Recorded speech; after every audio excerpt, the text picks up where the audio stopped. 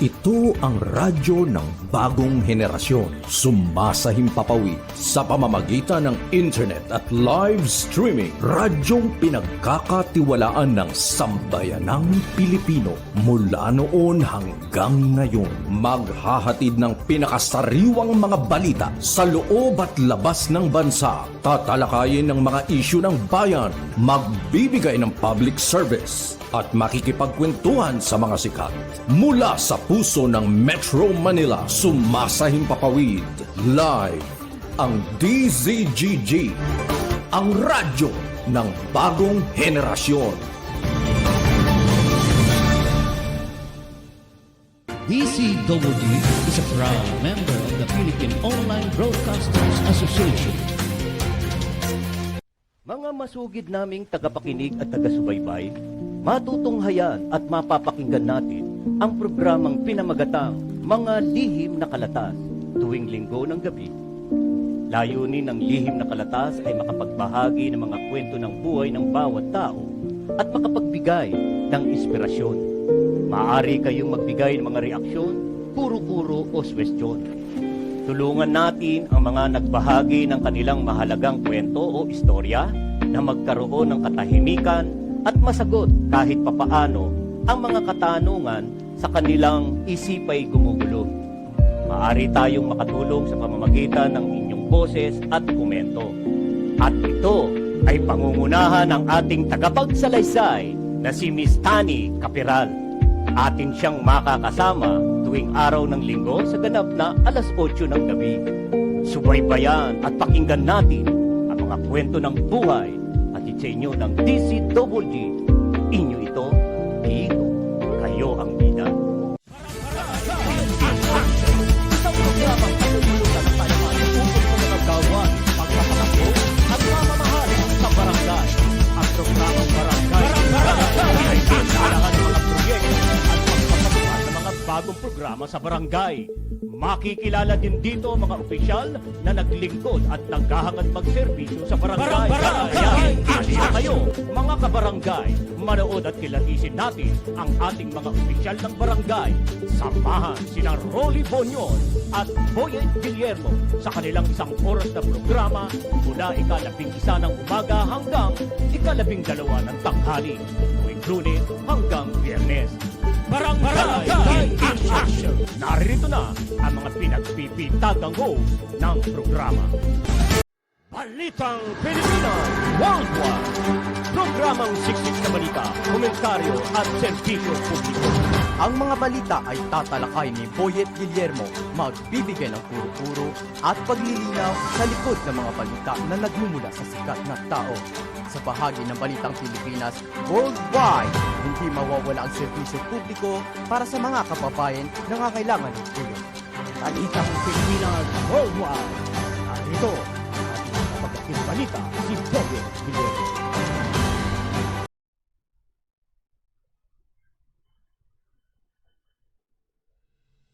Teka muna. Aha, medyo hindi ho pumalo yung ating ano. Ulitin ho natin, ulitin natin. Nako, napahiya tayo dun, no? Oh, may ka-connected siyang iba eh. Oh, teka, dito yata, dito siya kumonect. Wala. Oh. Teka. Oy, nako, talaga. Ayan, aha. Ayos na. Ayan, muli po, narito na naman po tayo sa ating pong isang edisyon ng ating programang Balitang Pilipinas Worldwide. At tayo po muli ay maglilingkod sa sambayan ng Pilipino sa pamamagitan nga po ng ating pong mga sariwa, nagbabagang mga balita. Atin pong talakayin ang mga nasa likod ng balita. Samahan niyo po ako sa loob po ng 1 oras. Tapos po tayo. Pero late na ho tayo no? Oo, na-late tayo. 5:20 na ho. 5:20 ko. Pero susulitin po natin yung oras. Magandang hapon po sa inyong lahat. Luzon, Visayas at Mindanao at sa iba't ibang dako ng mundo. At halina halina, makinig, manood, at makipagtalakayan ho kayo sa akin para ho sa ating balitaan. Oo, ano? Ayan, araw po tayo ng Friday. Yoy, nako. Biyernes na, no? Biyernes na. Ang sarap naman, ano? At maaari na tayong, mag-relax-relax. Huling araw po ng linggo ng pagtatrabaho. Kaya dapat tayong lahat ay siglahan, no? Siglahan natin ang ating mga kilos, ang ating mga galaw para pumasok ang swerte. Oo, araw ng Biyernes, simbang baklaran, simbang Quiapo. Ayan, ang ating mga kababayan ay muli po aking pong pinapaalalahanan, mag-iingat sa inyo pong pagsakay-sakay sa jeep, sa bus, patungong Quiapo.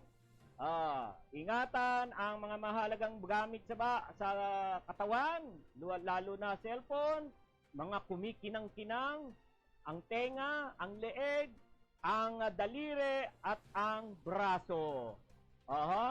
Wag na hong isuot yan sa karamihan ng tao. Yan, para hindi ho nakakasilaw. Para hindi ho nakakasilaw. Para bang hindi maganda dating ng ating hairdo. Wala ba yung makeup artist natin dito? Yan, no? Makeup artist natin, kalimutan ninyo akong pulbuhan. Ayan. Makeupan, ha?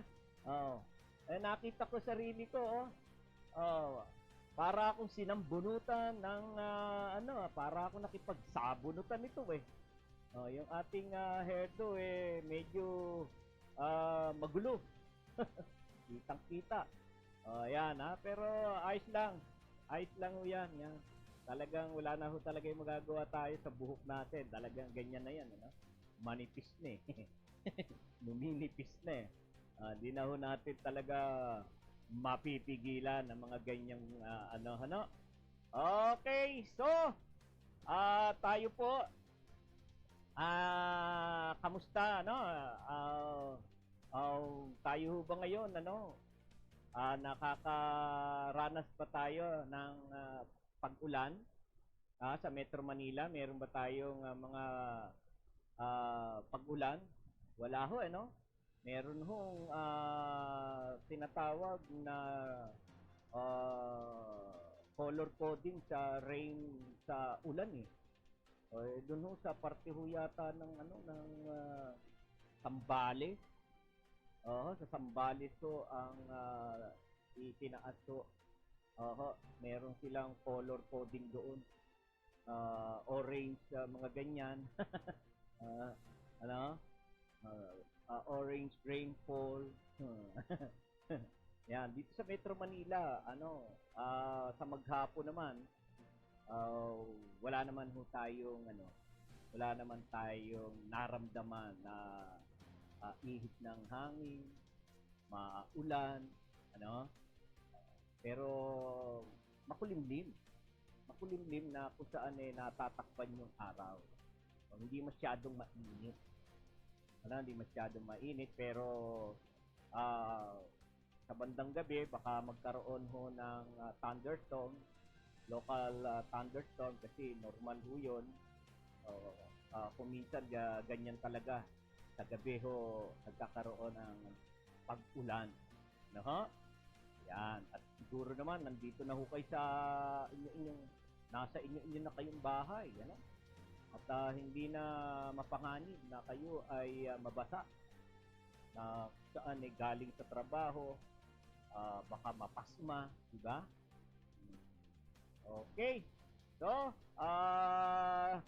ayan, na po tayo, nakapagpaalala na sa ating mga kababayan, kasi siyempre, hindi mawawala yan sa ating programa. Yan ang ating pong tungkulin.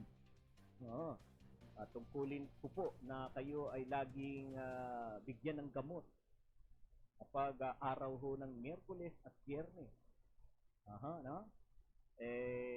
Yung gamot na ho na yan, talagang mabisa. Lalo na sa mga may karamdaman na makalimot. Malimutin. Kaya ang gamot na binibigay natin, gamot na paalala RX. Yan, paalala sa ating mga kababayan na mag-iingat sa pagpunta sa simbahan ng Quiapo. Alam niyo na ho yan.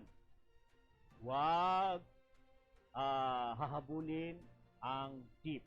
Hayaang huminto sa jeepney stop at doon ka tumayo. Ganon din ang bus. Huwag hahabulin at huwag lulundag. Para hindi sumablay ang iyong paa sa istribo.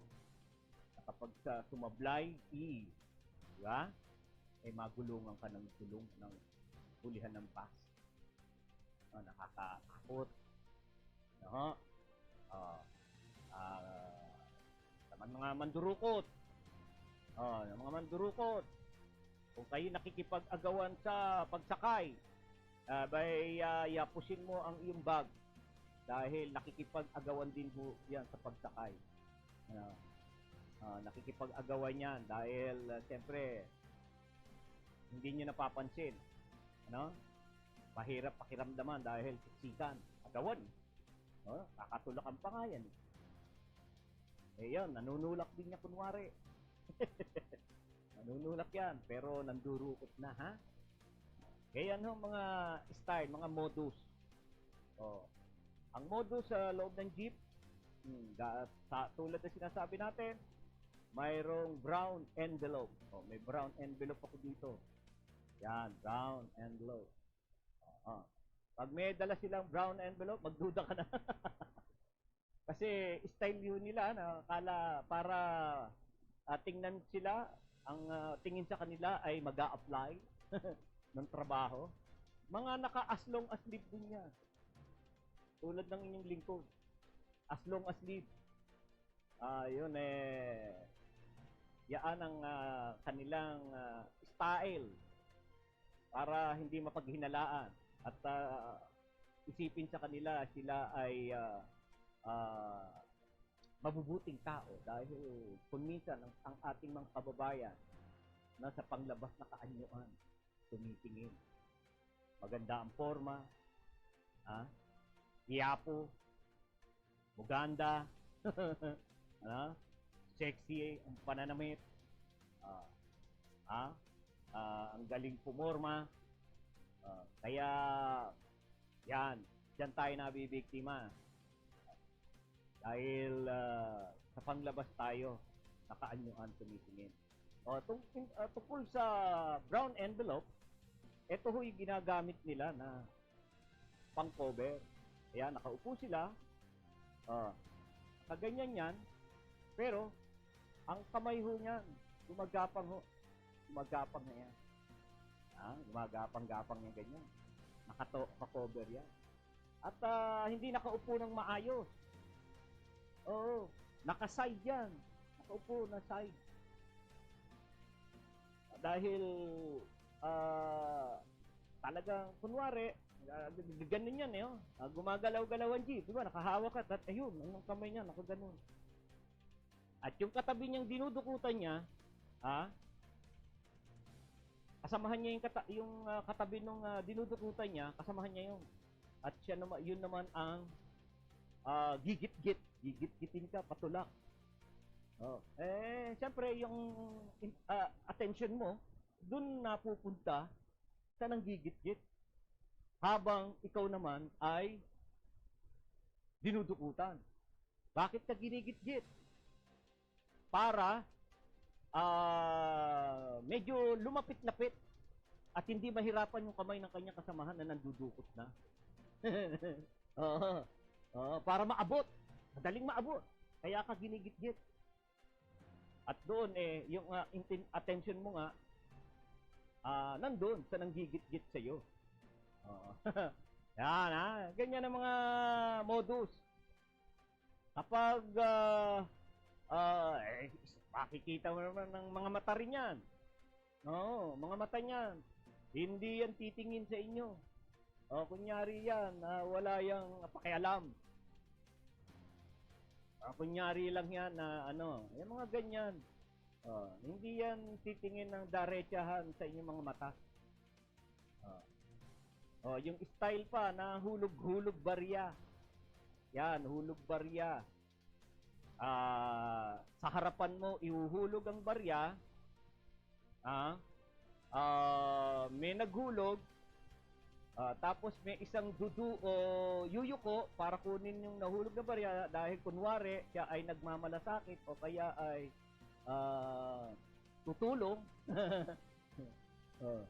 At mapapansin mo, yung kamay, yung paghahanap niya, talagang yung dalawang paa mo, ang giginig, inaano-ano niya. Binabangga-bangga, doon susundan kunwari yung nahulog na barya, ikaw naman, yuko ka lang ng yuko, tingin ka lang ng tingin, ganun ka lang ng ganon, pero ikaw ay nadudukutan na. Nadudukutan ka na ng kasama niya. Yun, dalawa yan. Kung minsan tatlo pa yan. Yan. Pag huli mo na sa akto, ibang klase na yon. Ibang klase na dun, magsisisigaw ka na at marami naman din tutulong, Yun nga lang, talagang depende. Depende, baka meron sandatang dala. Dalang sandata yan, patali.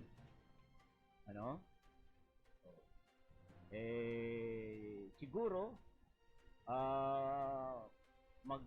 ka muna, paubaya ka muna na bumaba muna siya, at saka ka rin bumaba, at magsisigaw ka. Para doon sa loob ng jeep ay hindi magkaroon ng komosyon at walang masaktan pare-parehas doon. Katulad mo na ikaw ay nakababa din, maaari ka rin namang makailag o makaiwas. Pero yun, magsisisigaw ka, ituro mo, mandurukot, mandurukot! Ituro mo na, dinukutan ako! Ayan. Tumawag ka na ng pansin sa mga taong naglalakad. Ayan, habang sundan mo, habang may makitang pulis at may ka doon, yan, masasakoti yan. At baka may atyak din, mayroon posible may magmalasakit. Kasi hindi naman may mga tao tayo.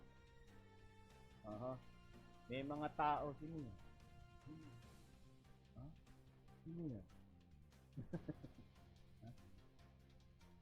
Nagbubulungan kayo dyan.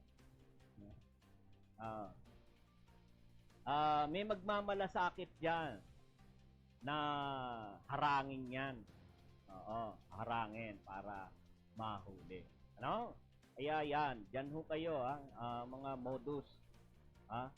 Mga modus ho yung ating ibinabahagi sa inyo para may idea po kayo at matanim sa inyong isipan ng mga modus ng mga mandurukot.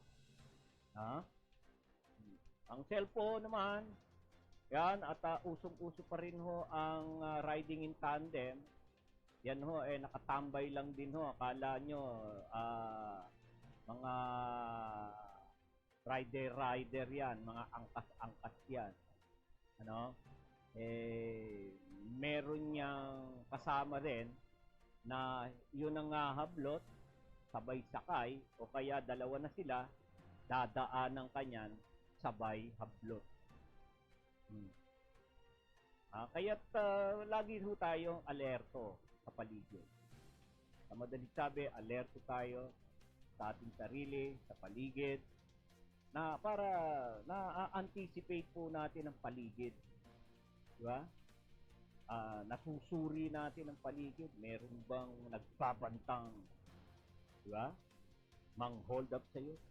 Nagbabanta na isnatsan ka, agawan ka. Yan, mga gano'n.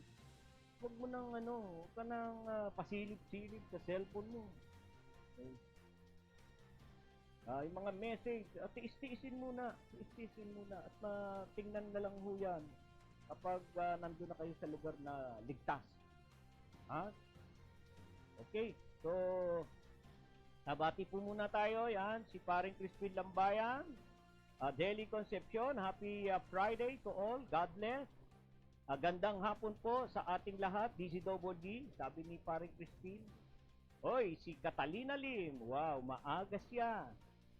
Hi, Kata. Hindi ko nakita yung sayaw mo doon sa birthday ni Kata.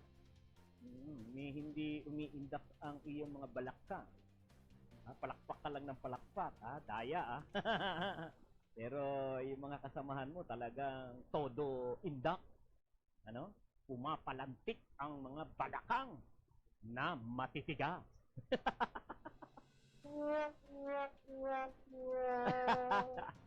Kata. Ayan. Hoy, ang ating President and CEO. Yan, si Joseph Villar. Happy weekend, everyone. Yan ang kanyang bate.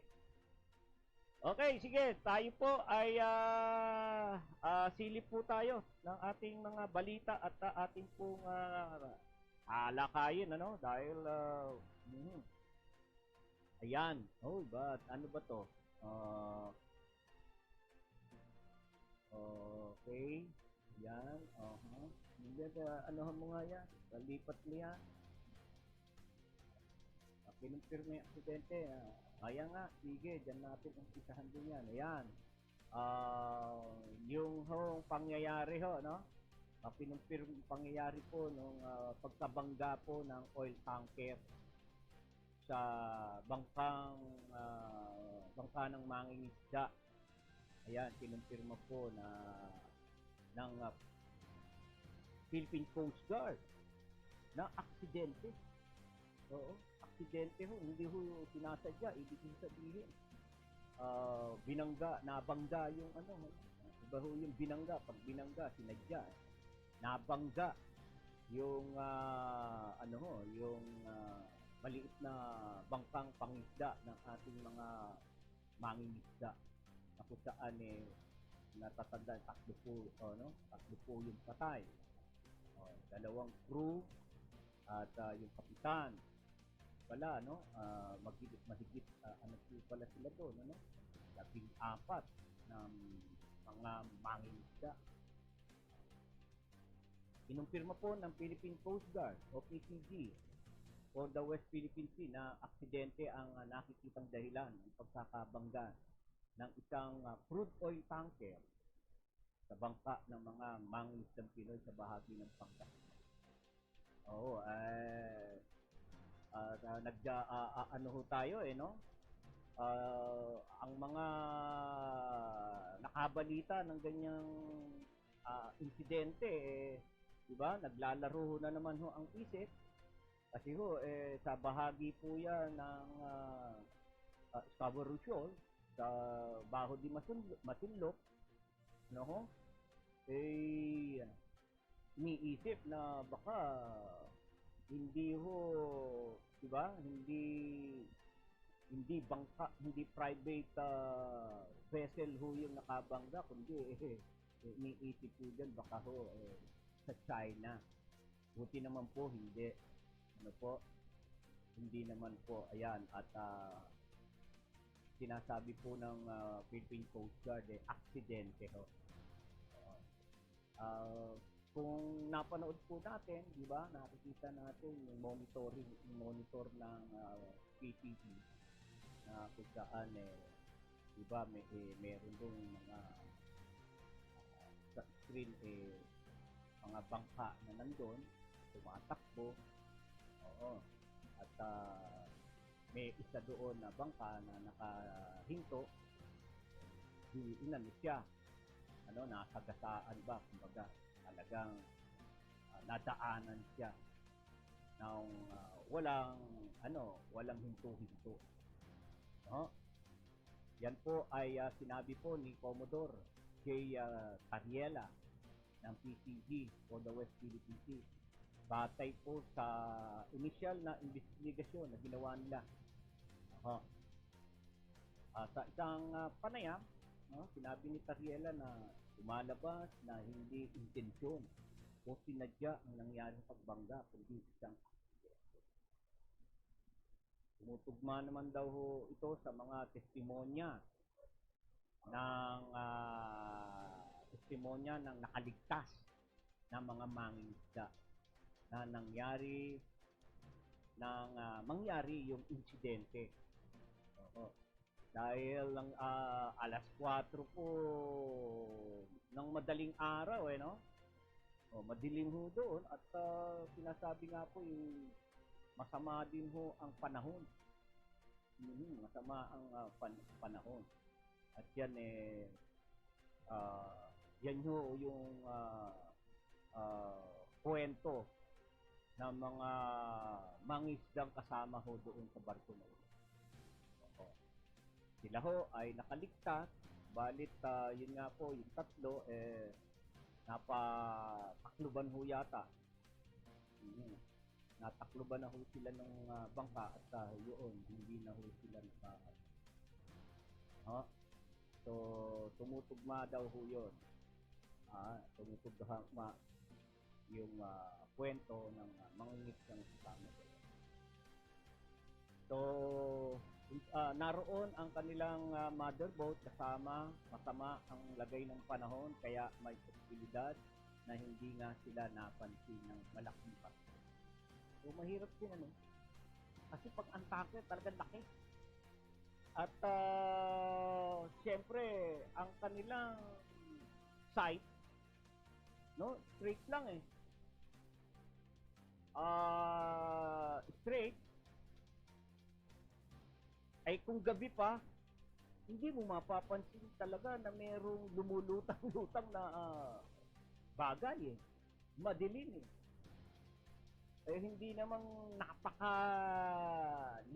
ng kanilang, sabihin natin, yung malaking spotlight nila. No? Para makita ang dinadaanan. Ano po? Kaya ganon, talagang mahirap makita kapag ang bangka ay maliit at yun ang barko di ba? Mahirap po. Kaya ayan ho ang katotohanan, no? Pinatutunayan po ng PCG na aksidente po. Batay na rin po sa mga kwento ng mga nakaligtas ng mga mangingisda sa pagtakod na po ng barko nila at tatlong kasamahan nila bilang ang kapitan nila ay namatay. Sinabi pa ni Tariela na lumalabas din po sa kanila mga data na isang nautical highway bahagi ng Karibitan kung saan naglagay ng payaw ang mga mangingisda. Payaw. So yan ang ano yung sumunod na tingnan natin. Yan. Ganun pa man, aksidente, pero may namatay. Tiniyak din ho ng Philippine Coast Guard na pananagutin ang mga sangkot at may-ari ng oil tanker na bumangga nga po sa fishing boat ng Pilipinas na ikinasawi po nga ng tatlong mangisda. Hindi naman po pwede na sasabihin, hindi ho namin natin. Nakasagasa ka man. Oo, nakasagasa ka at may namatay. Ay kung sa dami nun, hindi maaari na hindi. Ang kaso mo pa rin ho dyan, reckless imprudence, resulting to homicide. Yan din ho ang kaso dyan, katulad din ho ng sasakyang panlupa. Kung din ho ang nagkakamali, ganun din ho ang kaso. Siniguro po ng Philippine Coast Guard na pananagutin nga po ng Marshall Island, ang Marshall Island, na umano'y flag state ng vessel na bumangga nga po sa fishing boat na ikimatay ng 3 mangisda. Ayun po, kay PCG Commodore J. Tariela, responsibilidad ng nasabing vessel kung saan ito nakarehistro at dapat na managot ang flag state administration na may-ari ng barko. Yan, ha? So, talaga hong may pananagutan dito. Ano? Kinakailangan sila ay magbayad. Oo, magbayad sa sala, magbayad sa buhay ng naiwang pamilya ng mga mangingisda. Sinabi ng PCG na naka-acknowledge na ng gobyerno ng Marshall Island ang sulat na ipinadala hinggil sa insidente na naganap noong Oktubre, ngunit hindi pa nakakatanggap ng formal na tugon ang Pilipinas.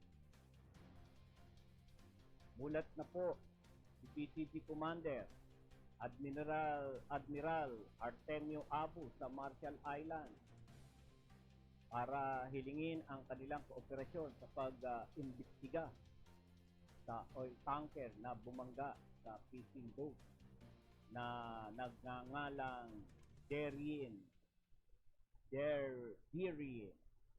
sa Bajo de Masinloc sa West Philippines. So matatanda na 3 sa mga tripulanteng Pinoy nasawi sa trahedya habang nabigsa ang nakaligtas. No? Yan. At sana maglubag-loob din po ang mga kalooban ng mga pamilya na naiwan ng mga mangingisda at pasalamat din po tayo. Ang ating pong PCG ay hindi ho nagpabaya at hinahabol hindi siyempre palalagpasin ang kanilang nagawang pagkakasala, no? Kaya pasalamat na lamang po tayo. Natukoy din kung anong barko ang bumangga sa kanila. Imagine, gabi pa naman yun, sa madaling araw. Mas nakakalungkot kung hindi na-identify ang oil tanker na yun. So, blanco ho tayo, pare-paras. Wala tayong hahabulin. So, sa kabutihang palad na rin, ayan. Oo, na-identify ang barko na yon at ngayon nga po ay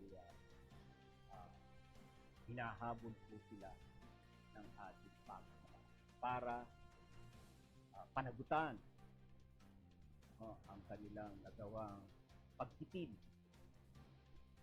sa buhay ng 3 mangisda. Right? So, sige po, tayo po ay dako na po tayo sa ating pong ikalawang yugto ng ating programa, pero tingnan ko lamang po, may mga bago tayong viewers. Ayan, si Kagawad Teresa Sarmiento, ang aking kumare. Ayan, maraming salamat, Maring Ning, sa iyong palagi ang panonood sa Balitang Pilipinas Worldwide. Sige lang, keep it up. Lagi din kitang babatiin habang ikaw ay nakikita kong nanonood. Yan. So, alright. So, wala na. No? Dako na po tayo sa ating ikalawang yugto ng ating programa. At, nasa na ba yung ating ulo ng balita rito? Teka, hirap po nang hindi ayos ang salamin no? Mga ulo Ayan, hintayin. Yan. Alright. Narito na ang ating mga ulo ng balita. Pagtatayo ng DNR ng Marine Research Station sa West Philippine Sea at Benham Rice, popondohan ng Senado.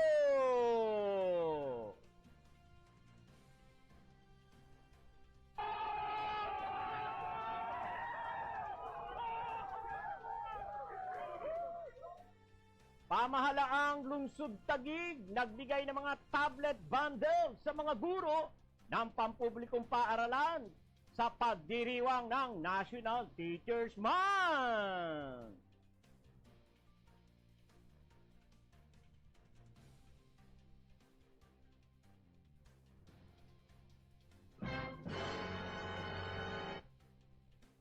Philippine Coast Guard humirit ng dagdag na intelligence fund.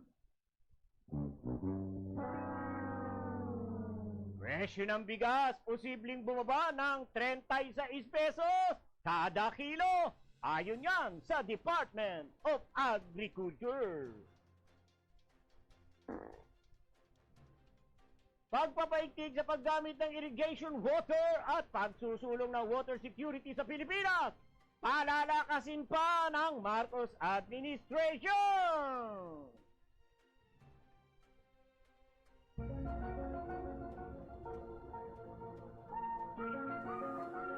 Philippine Coast Guard, kinumpirmang aksidente ang nangyaring pagbangga ng oil tanker sa bangka ng mga fishermen.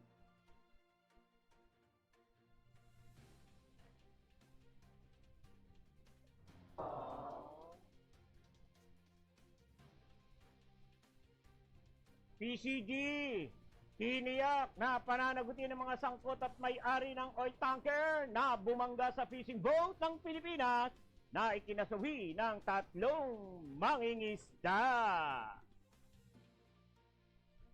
Ayan.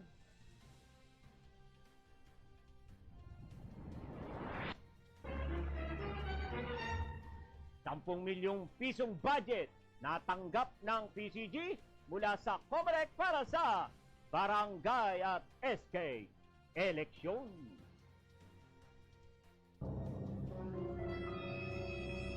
COMELEC titingin na ang disqualification laban sa pagsali ng Smartmatic sa bidding ng 2025 midterm election.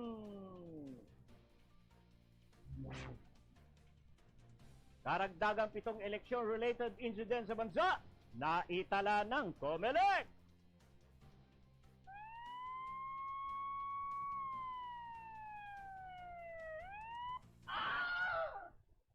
Higit sa 200 kilo ng shabu nasabat sa Manila Container Port.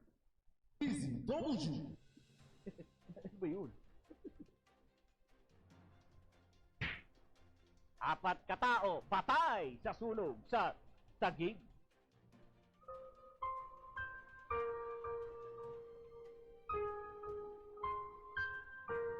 Top 4 most wanted person at rapist sa Albay, arestado!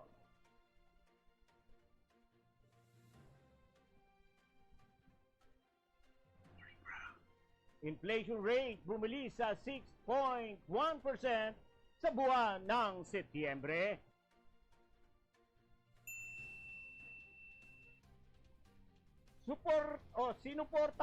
Susuportahan ng Senado ang plano ng Department of Environment and Natural Resources o DNR na magtayo ng Marine Research Station sa West Philippine Sea at Benham Rice o Philippine Rice. Dahil dito, bibigyan ng Senado ng 600 million piso na pondo ang DNR para sa pagtatayo ng naturang research station.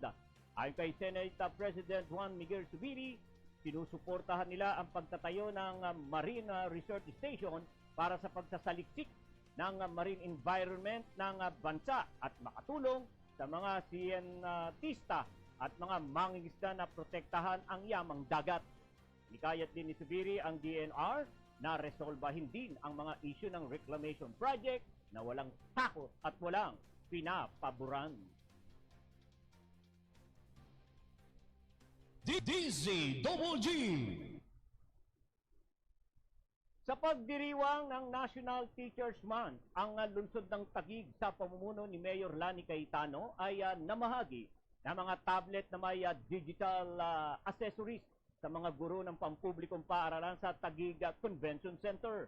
May kabuang 6,700 na Samsung Tab Galaxy 9 tablet na kumpleto sa keyboard at pen ang ipinamahagi sa lahat ng mga gurong nakatalaga sa Taguig, kabilang ang mga mula sa mga paaralan sa mga barangay ng Embo.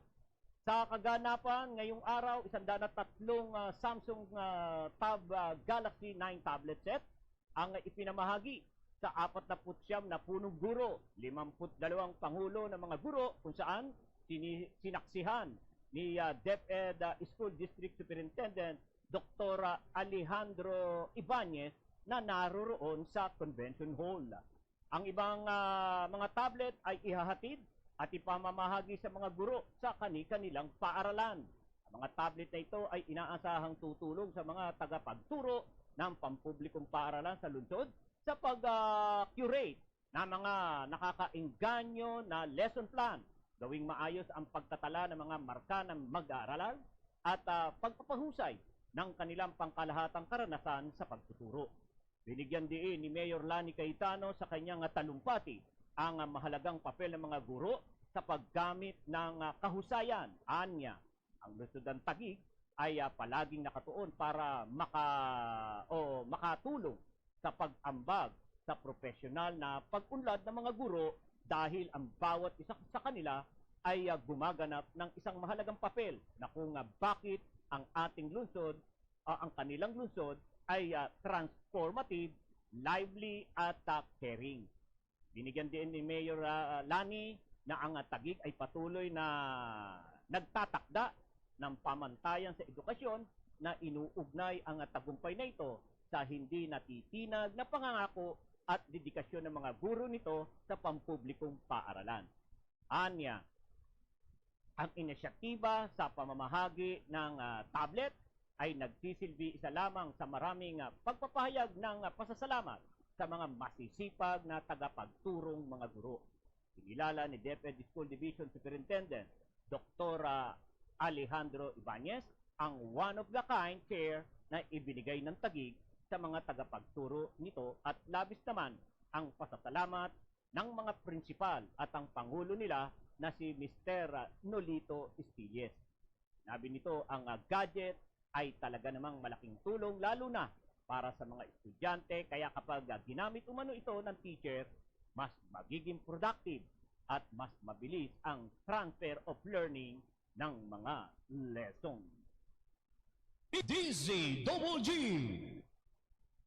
Humirit ang Philippine Coast Guard o PCG ng dagdag na intelligence fund.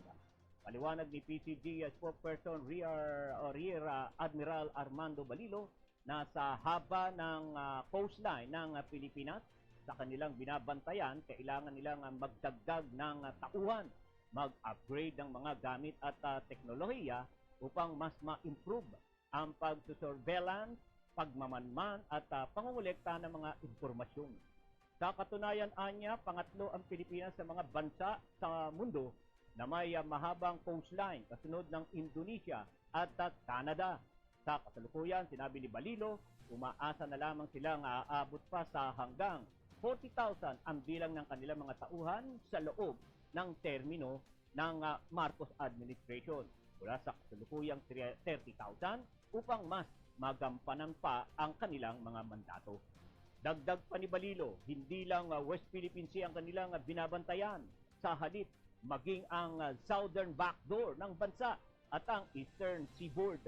Bilang anya sa kanilang mga tungkulin ang pag-responde sa mga insidente ng oil spill anti-terrorism response at sa humanitarian mission kapag may mga kalamidad na tumatama sa bansa. DZGG. posibleng bumaba sa 36 na piso kada kilo ang presyo ng bigas ngayong Oktubre.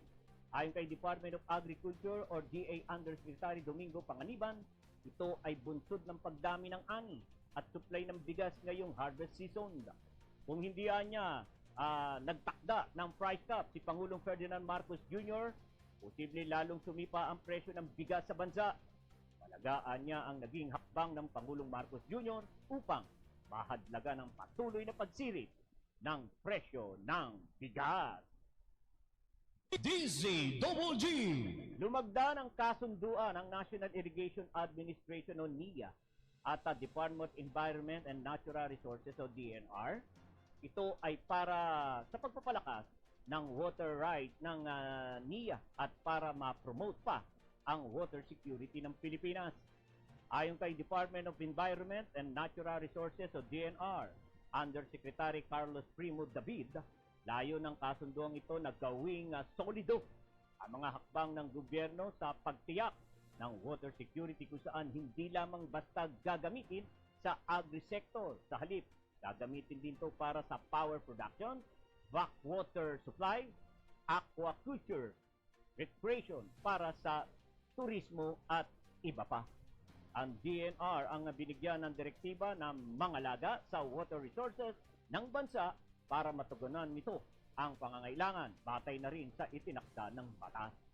Kaugnay nito, hindi naman ng Office of the Executive Secretary ang NIA, National Water Resources Board, at Water Resources Management Office na maging mas responsive sa pangangailangan ng bansa sa paggamit at pag-develop ng tubig. DZWG.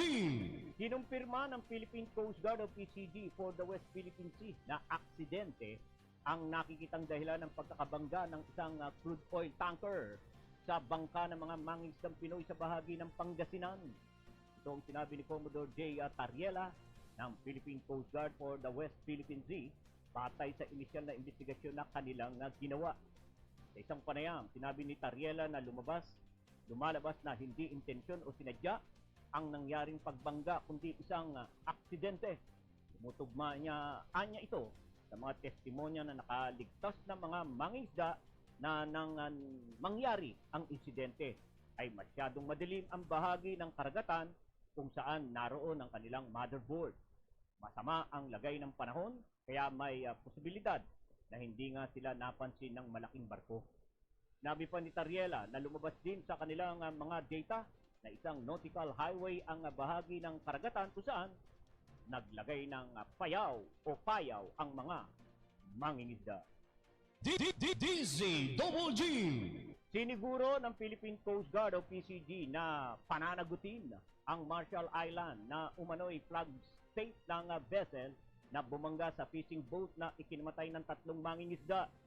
Ayon kay PCG Commodore J. Tariela, responsibilidad ng nasabing vessel kung saan ito nakarehistro at dapat na managot ang Flag State Administration na may-ari ng barko. Nabi ng PCG na na-acknowledge na ng gobyerno ng Marshall Island ang sulat na ipinadala hinggil sa insidente na naganap noong Oktubre, ngunit hindi pa nakakatanggap ng formal na tugon ang Pilipinas. Sumulat si PCG Commander Admiral Artemio Abu sa Marshall Island para hilingin ang kanilang kooperasyon sa pag-iimbestiga sa oil tanker na bumangga sa fishing boat na Durian sa Bajo de Masinloc sa West Philippine Sea. Matatandaan na 3 sa mga tripulanting Pinoy ang nasawi sa trahedya habang 11 ang nakaligtas. DZWG.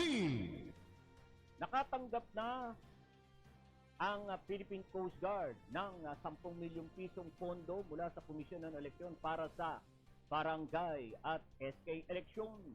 Ang ceremonial turnover na nasabing pondo ay pinangunahan mismo ni Comelec Chair George Garcia at PCG Admiral Artemio Abu sa headquarters ng PCG sa Maynila.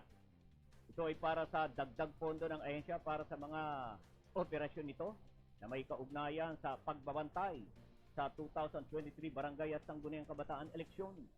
Nagpasalamat naman si Admiral Abu sa Comelec ukol dito kasabay ng pagsasabing Malaking tulong para sa kanilang hanay ang pondong ipinabot ng komisyon para sa darating na halalan.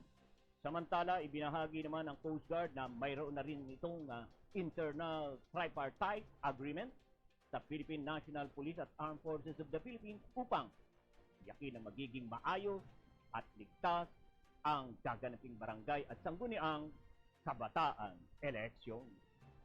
DZGG. Nakatakdang dinggin ng Komisyon ng Eleksyon o COMELEC sa susunod na linggo ang inihaing petisyon na naglalayong i-disqualify ang Smartmatic sa pagbili ng mga vote counting machine. Ang naturang petisyon ay inihain ng grupo ni dating COMELEC Commissioner Augusto Lagman noong Hunyo 15, 2023. Batay sa petisyon ng naturang grupo, dapat ay hindi bigyan ng pagkakataon o payagan ang Smartmatic na makasali sa bidding dahil sa questionableng integridad nito sa nagdaang halalan. Una na rin binigyan ng COMELEC and Bank ang Smartmatic ng pagkakataon na magkomento sa naturang petisyon bilang bahagi ng due process sa ilalim ng komisyon. Liwanag ni COMELEC Chair George Garcia, nais nilang dinggin ang naturang petisyon upang agad na makapagpalabas ng desisyon bago masimulan ang bidding ng mga bagong makina sa susunod na taon. DZGG. Nakapagtala ng panibagong 7 election-related incidents ang Commission on Election of COMELEC ilang linggo bago ang Barangay at Sangguniang Kabataan Eleksyon o BSKE sa October 30. Ayon sa COMELEC, ang naitalang 7 kaharasan ay validated na at kumpirmadong may kinalaman sa nalalapit na halalan.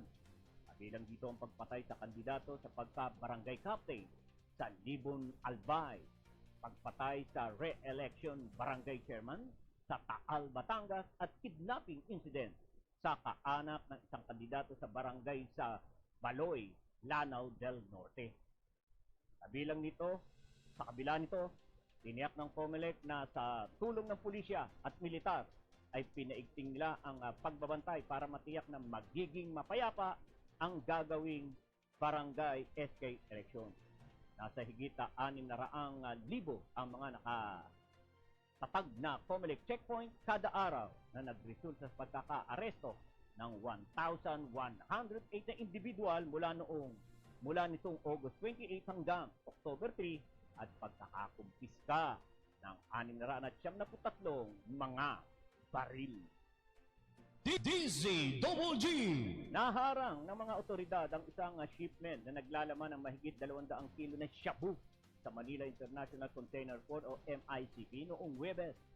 Sa press briefing sa Camprame, Quezon City, sinabi ni Philippine National Police o PNP spokesperson na Colonel Jean Fajardo na base ito sa inisyal na impormasyon mula sa inventaryo ng Inter-Agency Drug Interdiction Task Group. Ayon kay Colonel Fajardo, ang pagkakadiskubre sa naturang drug shipment ay base sa impormasyong natanggap ng PDEC o PDEG, PNP Drug Enforcement Group mula sa Mexico. Sinabi ni Fajardo na ipinaabot ng PDEG ang impormasyon sa Bureau of Customs na nagsagawa ng inspeksyon sa mga kargamento sa loob ng isang container van. Base sa X-ray inspection, nakumpiska na nakumpirma na may narcotics ang shipment at lumabas sa initial na test na ito ay shabu. DZGG. 4 katao ang nasawi makaraang lamunin ng apoy ang tinitirhang bahay sa Taguig City. Sa ulat ng Bureau of Fire Protection, nagsimula ang sunog bandang alas 3:54 sa 336 o sa 336 Gumamela Street, Katipunan Village, Barangay Western Bikutan, Taguig City. Umaabot sa first alarm ang sunog alas 4:07 ng umaga at tuluyan namang naapula bandang alas 4:37 ng umaga. Ayon kay BFP Officer 3, Ana Joy Parungaw, sa ngayon ay nananatili pa rin under investigation ng naturang insidente upang alamin kung ano ang posibleng naging sanhi ng pagsiklab ng nasabing apoy. Tinatayang aabot naman sa 200,000 pesos ang halaga ng pinsalang idinulot ng pagkasunog ng nasabing bahay. DZGG. Arestado ang isang notorious na rapist at top 4 regional most wanted person sa ikinasang operasyon ng mga otoridad sa Malinaw, Albay. Kinilala ng Malinaw Police Station ang suspect na si Alias Junjun na nasa hustong gulang at presidente ng nasabing bayan. Ayon sa report ng pulisya, naaresto ang akusado sa bisa ng warrant of arrest na inilabas ng korte noong Setyembre 26, 2023 dahil sa 37 counts of qualified rape. Walang ibinigay na piyansa ang korte para sa pansamantalang kalayaan ng suspect. Sa lukuyan, nakadetain ang suspect sa custodial cell ng Malinaw PNP para sa kaukulang disposisyon. DZGG. Lalong bumilis ang inflation rate sa buwan ng Setyembre dahil sa mas mabilis na pagtaas ng presyo ng pagkain, partikular na ang bigas, mabilis na paglaki ng mga gastos sa transportasyon sa gitna ng mas mataas na presyo ng gasolina.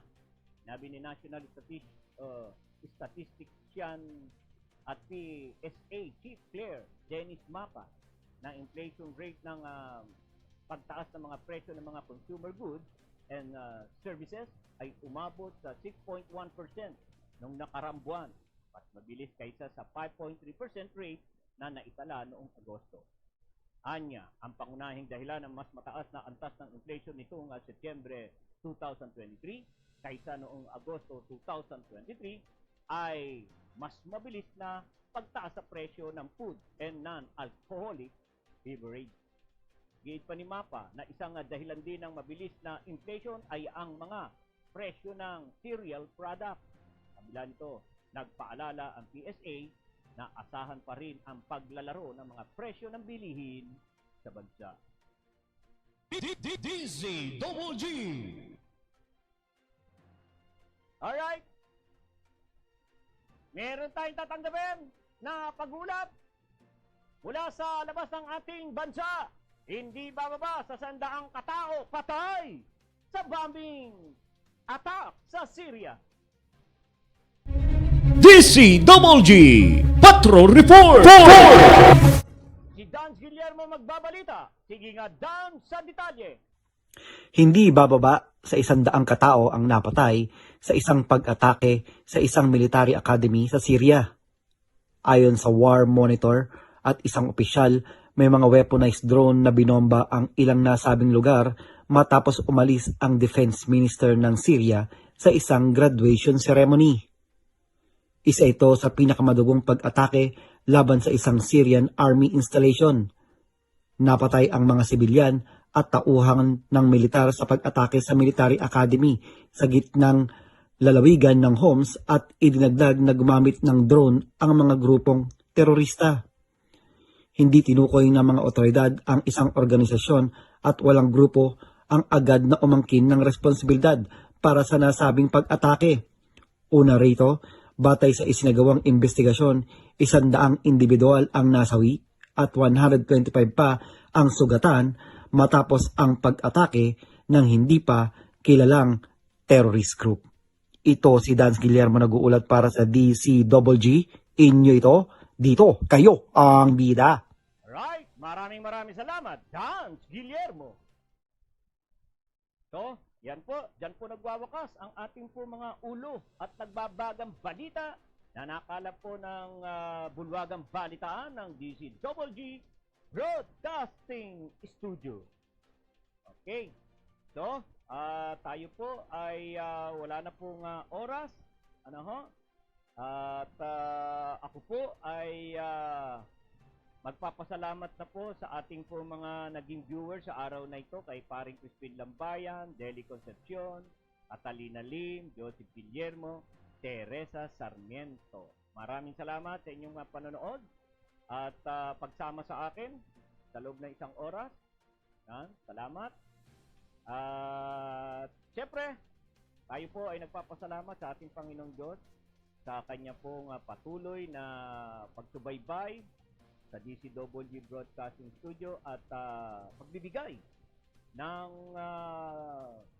tiwala sa inyong pong lingkod para ako ay makapaglingkod sa sambayan ng Pilipino sa pamagitan po nga ng paghahatid ng mga sariwang balita, impormasyon at serbisyo. Lord, maraming salamat po sa tiwalang ito at pagkakataon. Sa ngalan po ng, bago ho ang lahat, tayo po ay, paalala ko lamang po, araw po ng linggo, meron po tayong programa na mga lihim na kalatan ni Tani Capiral. Ang lihim na kalatas po ay itinatampok po dito at binabasa ang mga nilalaman ng sulat na pinadala ng ating mga letter sender na kung saan ay kanila pong ibinabahagi ang kanilang mga nakakatuwa, nakakatakot at masasayang alaala na kanilang napagdaanan. Ayan, at tayo po ay magbibigay ng payo sa letter sender kung ano ang kanyang dapat gawin. Alright? So, ayan, nakikita po ninyo. Ano ho? 80 days na lang. Pasko na!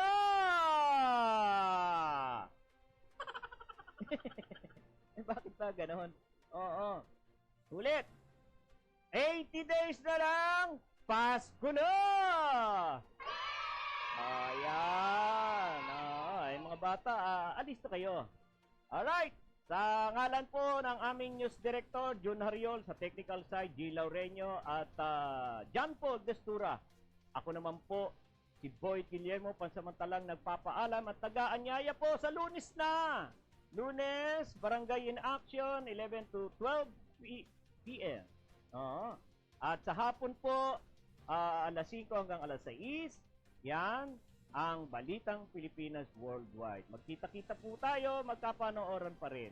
Magandang gabi po sa inyong lahat at happy weekend! Maraming salamat po sa inyong lahat. Diyos mabalo sa inyong gabos. Ang DCGG, inyo ito! Dito, kayo ang bida!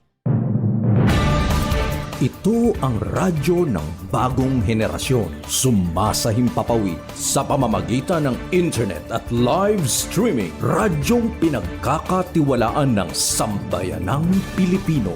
Mula noon hanggang ngayon, maghahatid ng pinakasariwang mga balita sa loob at labas ng bansa. Tatalakayin ng mga isyu ng bayan. Magbibigay ng public service at makikipagkwentuhan sa mga sikat.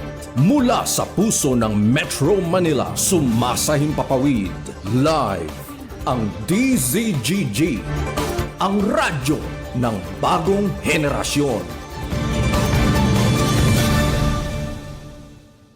DCWG is a proud member of the Philippine Online Broadcasters Association.